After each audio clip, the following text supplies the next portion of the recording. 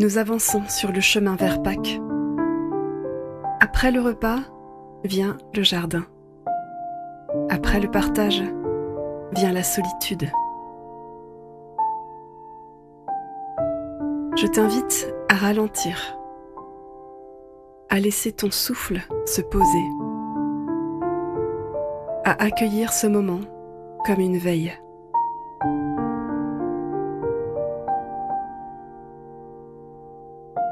Seigneur Jésus, toi qui es entré dans la nuit du jardin, apprends-nous à rester à tes côtés, à veiller avec toi.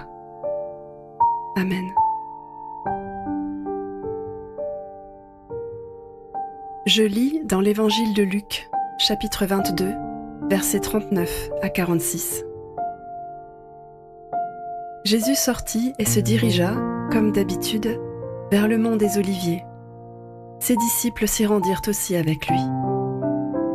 Quand il fut arrivé, il leur dit « Priez pour ne pas céder à la tentation. » Puis il se retira à la distance d'un jet de pierre, se mit à genoux et pria ainsi. « Ô Père, si tu le veux, écarte de moi cette coupe. Toutefois, que ta volonté soit faite et non la mienne. » Un ange venu du ciel lui apparut et le fortifia. L'angoisse le saisit. Sa prière se fit de plus en plus pressante. Sa sueur devint comme des gouttes de sang qui tombaient à terre.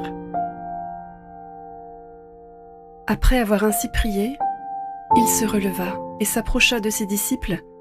Il les trouva endormis, tant ils étaient accablés de tristesse.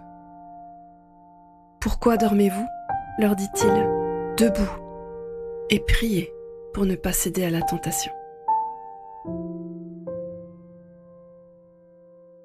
Le jardin est un lieu de lutte, un lieu où Jésus ne cache pas sa peur, un lieu où il dit sa détresse. Y a-t-il aujourd'hui dans ta vie une situation dans laquelle tu as l'impression de devoir lutter?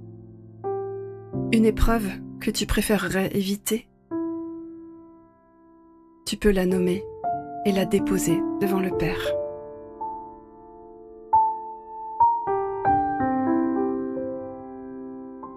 Avec confiance, et même si tu as peur, je t'invite à laisser monter cette prière.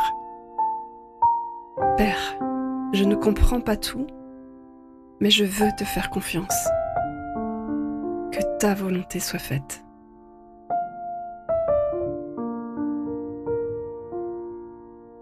Je relis le verset 45. Après avoir ainsi prié, il se releva et s'approcha de ses disciples. Il les trouva endormis. Dans le jardin, Jésus n'est pas seul. Ses disciples sont là, mais ils dorment.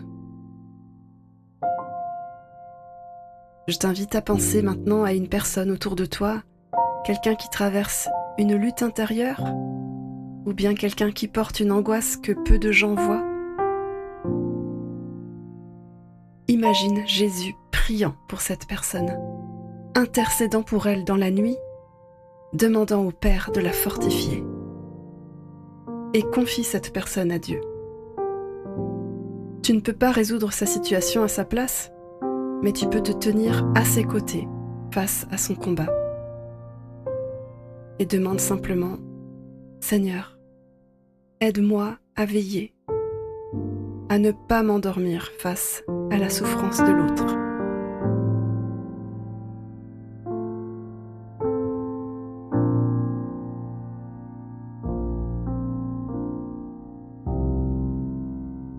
Seigneur Jésus, toi qui as connu l'angoisse du jardin, merci de ne pas avoir fui. Apprends-nous à te confier nos peurs. Apprends-nous à rester en prière, même quand tout vacille. Fortifie ceux qui luttent en silence. Et fais-nous la grâce de veiller avec toi, à leur côté. Amen.